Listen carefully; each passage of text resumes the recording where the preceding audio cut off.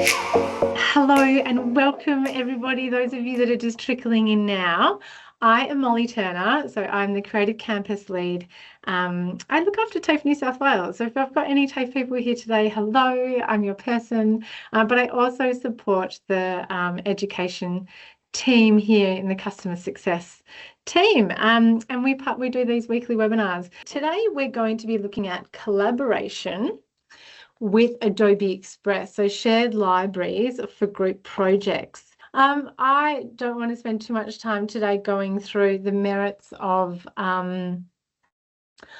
collaboration. So as educators, I'm sure you're all sort of fully aware of the merits of making sure that our students have those opportunities where they're collaborating with their peers. It's just so vital. It's such a vital skill.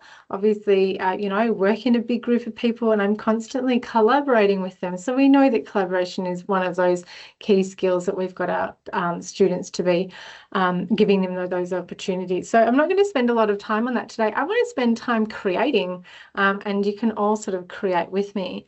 But before we get started, we like to play this little video that's just around a bit to do around our housekeeping and our acknowledgement of country. Very, very important this week being Reconciliation Week. Thank you for joining this Wednesday webinar with the ANZ Adobe Education team. Note that we are recording this session, so please mute your microphone. In the spirit of reconciliation, Adobe acknowledges the traditional custodians of country throughout Australia and their connections to land, sea and community. We pay our respect to their elders past and present and extend that respect to all Indigenous Australians. To fully engage with this webinar, please do keep your webcams on if you are able. If you would like to workshop along with the presenter, we encourage you to use two screens or two devices, one to view the presentation and the other to access the software. This avoids constantly flicking between windows.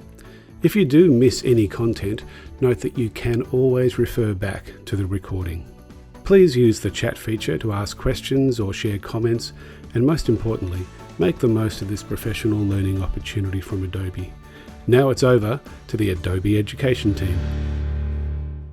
In the spirit of reconciliation, Adobe acknowledges the traditional custodians of the lands in which I'm dialing in today, which is Gadigal lands. And I acknowledge as well that we're all dialing in and connecting from all the lands across our state today. So I'd like to know, you might want to pop it in the chat there. And in particular, so I'm on Gadigal lands today, but I'm also in an area that you might know as Darling Harbour. It's now sort of called Barangaroo as well. And a really interesting story about the Barangaroo was this fantastic Aboriginal woman that really fought for her people on a European settlement after her husband died. And she is just a real powerhouse, and she was a great artist and a real advocate for her family clan. So I did want to sort of call that out today. So we acknowledge the creators and the artists, the emerging leaders, the leaders past and present, those that are emerging, and I acknowledge all Aboriginal and Torres Strait Islander people on the call today. Okay, so let's get into it. Look, before I always sort of do it a little bit backwards as well. So I like to give you some resources too, because sometimes we sort of run out of time. So I'm going to pop this link. This is our sort of now one-stop shop. We've got a website that we are adding to. It's a local site. So for those of you that want to have a look at our weekly webinars to register for the next one, but then also have a look at all the other great resources, including Dr. Kitchen has a series of tutorials on that site. Click through onto K-12 and you'll see a PL and events page. And so that's where you can find all this great information to help support you using Adobe Express. Okay, let's get into it. After a bit of a rocky start, let's create in Adobe Express. So for those of you, hopefully that you've all been in Adobe Express before. If not, you can just type in this URL here, which I'll just pop into, is to access Adobe Express. Now, if you're a K-12 teacher, you can sign in using your school's credentials. It's completely free for K-12 staff and students, and you will get a bit of a different dashboard. So once you sign in using your school credentials and you select school as rather than organisation, you will get something that looks a little bit more like this particular dashboard here. And it's just a little bit more K-12 friendly. But everything that I'm going to show you today is in the same place as it would be in the other version. So I do use the enterprise version a bit more, and that's what the higher education institutes like TAFE New South Wales have there. But whatever sort of dashboard you're on today, we're going to be looking at shared libraries. So I'm going to go through this way here. So if you click through to your stuff, you can see that obviously don't do what I do and just have a whole bunch of resources. Make sure that you make nice little folders to be able to organize your assets in there. But it's over here in projects that I'd really like to start playing in.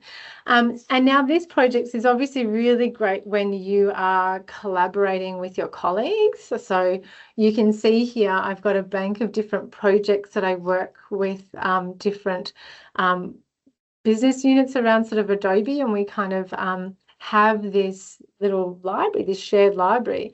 Now, as an educator, I kind of thought this is a really cool space where we can get our students to start coming up with their own ideas and being able to do a collaborative project. So rather than just sort of having one presentation that they're doing, they might have, be putting video files in there and posters and a presentation deck and a whole manner of different resources that sort of encompass an activity that they're doing collaboratively. So we're kind of thinking on that bigger picture and more like that real world experience of like when they're either at university or higher education or getting out into the workforce that they'll kind of be coming up against. So that really great, if you look at the digital capabilities framework from the Australian government, collaboration is really key in terms of doing that with that technology. So here we are, we've made ourselves into the projects one. And now I'm going to select on new project here. And I'm going to type my name. Now I'm going to put myself in the shoes of a student who's just been tasked with working with my team around doing a series of different sort of assets or resources or documents, however you want to name them, to do with environmental sustainability. So we're the Enviro crew. Okay, so I'm just going to name it Enviro crew. And you can obviously change the color if you like, and I hit create on there. Now I'll show you sort of once you get into projects. Now the key difference between, so probably people are thinking, what's the key difference between projects and libraries? And I'll let you know in just a second. So in terms of adding people here, we can just sort of type in those email addresses and be able to add those people, and you can put the message, but I'm just going to skip that. And obviously you can have can edit or just can comment. So for example, they might add the teacher to it, and the teacher might just have commenting capabilities rather than going in and editing for the students. So I'm just going to keep on skip on that one. And here I've got my Enviro crew, and there's sort of nothing in there. So that so the project that we've got here is we want to start either creating files or adding to the project, okay? And you can see that if I even go to this drop-down menu, you can see I can grab things from my libraries, and I can grab sort of different files or even folders as well from my Express library to bring that in. So that's right, if you're working like as a collaborative, as your colleagues, you might want to sort of think of it that way. But for this particular activity, when I'm a student and I'm doing a unit of work on sustainability, so what I want to actually start with is this brand. And you might think, well, that's a little bit, that's not really in my description for this assessment. But I'm just going to pop this in here. And I'm going to show you the reason why I'm going to create a brand, because it's really fun. And my brand name is going to be Greenies. Okay. Now, for those of you that are maybe working, you might be in a marketing sort of space, you can you're probably wondering, like, why are all these little restrictions on here? But they are not, they are just like for our brand and marketing teams to be able to lock down content. But for the students working collaboratively, we wouldn't need to do that. And I hit on create this new brand. Now it's going to ask me to bring in all these different assets that are all like my fonts and my logos and colors and templates and things like that that sit in my brand, okay? Now, I haven't really done anything yet. So what I'm going to do is I'm actually going to use Firefly to generate my logo. Like my team and I, we're going to come up with this logo where we're going to pull all these colors and sort of getting that brand look and feel around it. And then all of the resources that I create or that we do is collaboratively will have that same look and feel and that flavor. And I think it's a really great opportunity to sort of teach students that even like you don't have to be a marketer or in brand when you go out into workforce and you're asked to do like an email campaign. Like I have to do it, but I'm not in marketing, or I need to make a poster about something or a flyer about something. I have to be on brand, and so it's a really key. Definitely a really key skill for the students to understand. So I'm going to switch back to another Express page. So you can have multiple Express pages open, and I will click on Generate with AI, and I'm going to click on Generate Image. And then I'm going to describe in the prompt here, I'm going to say logo, and I'll use some commas in there. Sustainability. I'm just going to put, I don't even need to put group. So sustainability, and I want sort of green, yellow, orange. That kind of gives me that sort of vibe. And then we can generate that image. And now because I've had on auto, it should just be able to do more of a graphic design rather than a photo or something sort of realistic.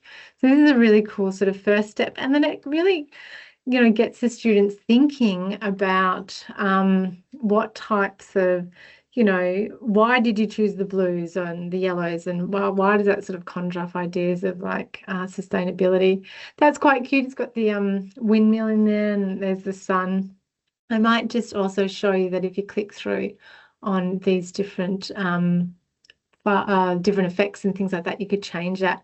But I think in the purpose of today, let's just go with this particular logo here. I like the sun. So I'm just going to click on that and hit done. And then I'm going to download that. And the reason why I'm going to do that is because when I'm doing my color palette for my picker, so I'm going to go back to the page where I've just decided to create this shared project folder. And I'm going to click on add, and I'm going to click on color palette.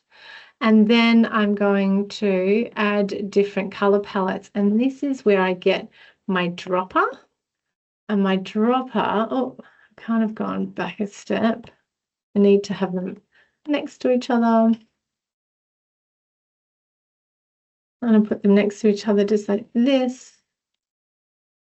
And then my colors, no, I don't want to add that one. I want to add that one, save. I'm going to add another color, grab my color palette. So if you are one of those teachers that are tasked with doing the newsletters or doing anything else, this is a really cool way as well to be able to get your school colors in here. Oh, not that one. One more. Let's go for this darker green. And there we go. Get that lighter green back. Okay, and you can hit save. And see, now I've sort of built that out. Now that's going to form all the basis of when I am building out a presentation or a poster for my sustainability. I've got these sorts of colors, and we can add that. Now, obviously, if you wanted to as well, we could upload that logo image. So that's just gone into my downloads. And I can just select that, and that's going to be my logo that I will use now on all of that sort of project times. Obviously then as well, you could choose sort of fonts, and this is where we start then building out those different project types and the templates and the assets. So the difference between like a template and an asset is like an asset might be an image that I might want to use in sort of my project. So I might have a whole series like the windmills and any sort of sustainability imagery that I could put into assets and draw down on those assets. And then with templates, the templates would be more like your posters and things like a presentation file and things like that. So that's the sort of key difference there. So if I click on templates, for example, we can either add things that we've already made, but we haven't really made anything. So let's go back and I'll show you now how that brand kit comes into play. Okay. So let's just go back I'll go back home on the home page. And now we're going to start with a poster, okay, about sustainability. So I'm going to go and click into Browse Templates. Now I could use AI actually. Let's do that. That's quite a bit of fun because I've got my logo image as well. And so if I click on Generate with AI, I haven't done it this way before, but this is fun. I just had the idea then. I always like doing it on the fly. So generate template. And so it's going to be a poster. And then if I do sustainability initiative, and what I can do is I could upload that image of my logo and pop it in there. Poster. Oh no, it's already saying poster. I'm going to say promotion. Great. And then I'll hit generate. Now it's going to have a look at that logo that I've got in there and try and implement it in there. And the reason why I like sort of using AI with these template makers is it saves a bit of time. We do have a lot of different templates. And in fact, if I had just gone to, I really like them. Hasn't really picked up on my image too much. The reason why I sometimes just like using the generate template feature over going through all of our different templates is if I put something in like sustainability, then there's so many and I'm like, I love them all. So it's really hard for me to choose sometimes, but I actually thought that would give me a better output given that I had given it that reference image. So I don't know why it's not sort of reading it. It should, like when you're putting in pictures and images, it normally actually integrates that into it. But that's okay because we have it in our brand kit. Okay. So it's pretty boring poster. So what I'm going to do is, first of all, I want to make sure I can invite my team to it. So I can add the people in there and to be able to share that file for them to be able to collaborate on this. The alternative way is I can start this particular one here. So for example, I've got it listed. So you get one person from the group to do the sustainability poster and to start it. And then they're the ones that drag it into that projects folder for you, okay? And then it's shared automatically, so then they don't have to go and share it and invite those people in. So what I want to do now is if I draw down on my brands, so if I click down on the brands menu here, I can see I've got my Greenies brand that comes up. And if I automatically just select on that, my internet's lagging a bit. I'm in the office today. Okay. Oh, those greens needs more colors in the color palette. I can just click on apply brand. Obviously, if I had my fonts chosen as well, that my fonts all the different fonts would change too. But I didn't want to have to go too much into, we're not building out a brand kit today. Just showing these collaborative sort of ways to do it.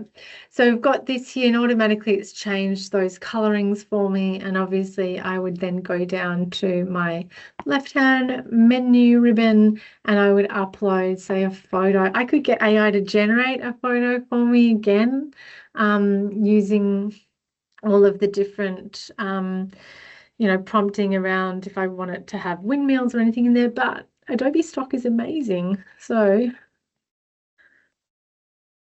I know that if I just plug in sustainability, I've done this before. Look at that, 2,000. So it's a big one. So we can have a look at some different pictures that work really nicely in there. And I can pop those pictures into I like them, the colors sort of match up a little bit, into my poster, and sort of so on and so forth. So let's show you then, if I go back to my dashboard and I go back to my recent files there, I can keep it in mind, or I can also just be able to show the location of it there and then be able to put it into my projects folder as well. Okay, so we'll go up into projects folder, and then I'll show you how to build sort of straight out from the projects folder as well. So that's one way of starting it with the Enviro crew. And then we need to add, here we go, add to project, and I can select it there and add it that way. Now automatically everybody gets that sort of in as a file. And then I can also sort of create other folders that sit inside that. So we might want to create a folder that actually has resources, or actually working docs. Working docs is a good one. So we know that, you know, they're all in draft mode, and we can sort of then drag and drop and put it into those folders and sort of so on and so forth. Okay, so in terms of, if I go back to click on that and I edit a little bit more, we can see as well, if I go to my brands and libraries, I forgot to put my logo on. But, well, we've got it in here now, and then obviously you've just got your logo that can kind of sit, and it's gone massive. So obviously you can resize that. It's applied the brand colors as well. Now, something as well with a logo that I often like doing is if you just double click on it, you can actually change it to just the circle, which I actually like a bit better for a logo. So the way that I did that was I double clicked on the image and then the crop comes up, and then I can choose a different shape there for my logo. We often find that there's more logos are in that sort of circle shape. So you've got that there. Okay. And then obviously what I would do for the students is then we can start using all of, you know, that starting point for your poster and that ideation phase around, you know, you're this environmental group, you've been tasked with doing a campaign in the community around sustainability. What are the sorts of like things that you'd need to get together? And it would be like, well, there's a promotional poster around an environmental day that we're having within the community. And then there might be a PowerPoint presentation that you do. And then you can be adding all of that brand and have that same flavor throughout all of those different assets and different template types. So that's a really sort of great starting point. So if we go back to our stuff here, and then we have a quick look at our projects, back into the environment crew, that's how you can obviously just keep on creating different file types sort of in there. So if I hit on create there, I'm able to put in now a presentation, and when we take that presentation, then I would just flick over, and again I would search in the templates that we've got here. And I'd search for sustainability because we have so many great different templates in here around sustainability. And don't worry if it's not in the presentation size, we can resize it too. So anything that has the little icon with like it looks like multiple pages, it's obviously showing you've got, well, one of three. If there's not, then it's just one sort of front page that you've got there. But just say I chose this particular template here, I can tell that that's not in my presentation size, but I kind of like the images on it, and I like, you know, some of perhaps how it's been organized. I can always come and resize and click on document, and then click on presentation, and that'll resize and convert it to that aspect ratio, which is great. And obviously a few things might then need to just be moved around a little bit. But obviously I would then go to my brand and the kids. It's just a really quick and easy way for them to be able to have everything looking the same. And that's sort of, how we use the shared libraries. So the projects, sorry. Now, there's sort of key differences here between the projects and the libraries is the libraries are often like we use on you can see there, like for us, an organizational level. So we have a lot of Adobe libraries that I can actually go and search and browse all the libraries within my organization. I can add them to it. So that's how it kind of more like a shared repository or a shared space for assets and resources. Whereas with projects is really the one where you're collaborating in spaces. If you think about it, it was sort of created with those marketers and branding teams in mind to be able to share a whole lot of content with the organization or within their teams and be able to churn out a lot of on-brand content. But I think it has a really cool effect in a classroom setting where we could use it to do collaborative projects and the like. So that's the sort of key difference there with it. Now, for you as well, just to keep in mind, if there is sort of within your school, if you're really interested in having a school brand kit added to your Express library, I'm sure that you can sort of do it yourselves in terms of putting your logos and colours in there. But please reach out if anyone would like some resources around that, because we've got some great sort of, tips and tricks in order to get that. Now, that really is helpful for those smaller schools that might not have a sort of marketing or comms team on the payroll, and they lean on their teachers to do that. They lean on their community. So it's a really easy way as well. Yeah, just to keep everything on brand, and actually really efficient ways, but like one click and just automatically it changed sort of everything rather than going through and changing all the colors itself. Okay, we're nearing the end of it. I know we've sort of got about 10 minutes to go. So I'm going to break for a second and just see if anyone has any questions for us, so I can see some funny things going on in the chat. But please let me know. Like we've got about 5 minutes before I wrap up and get everyone to please sort of hang on the call to do the final poll or feedback form for us. Tim is saying, I like the way the eyedropper tool is able to select the colors from the logo. It's so good, Tim. And do you know what? I've always used the dropper because that's the first time I've actually ever noticed. So this is new. We get updates all the time that I'm not like, we just don't get the comms on it. But did you notice actually how cool it was when I dropped the logo in that it automatically then did a color palette of that logo? So that was also quite cool, but it's missed a couple of the greens. So if you actually then want to edit that, you can go in and get that color dropper, and it actually goes over any page as well, which is really cool. But there it is sitting there, and I can click on that really light green that's in there. I can really pull out a few more of those colors. So the eyedropper is my number one favorite tool, and it doesn't have the yellow in there either. Cool. Any questions? Anyone else? Please come off mic or pop it in the chat. So Cassie said, is there a change with using your image and the AI generator to templates? Is there a change with using your image? And oh, that's what you were referring to, was it, Cassie?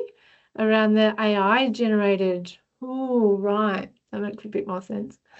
So what Cassie was chatting about is when I went to generate a template.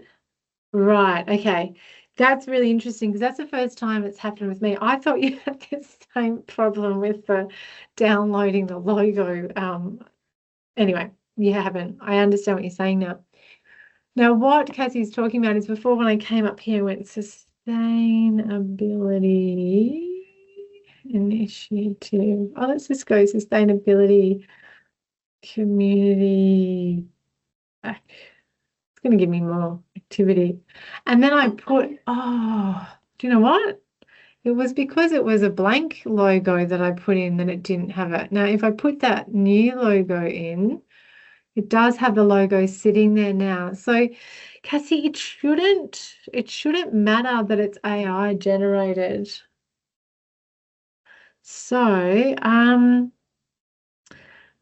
going to pass on my email to you, Cassie. I'd like to explore that a little bit further with you. You can just hang on the line up if you've got time. See, there it is. It should incorporate the logo on the template for you.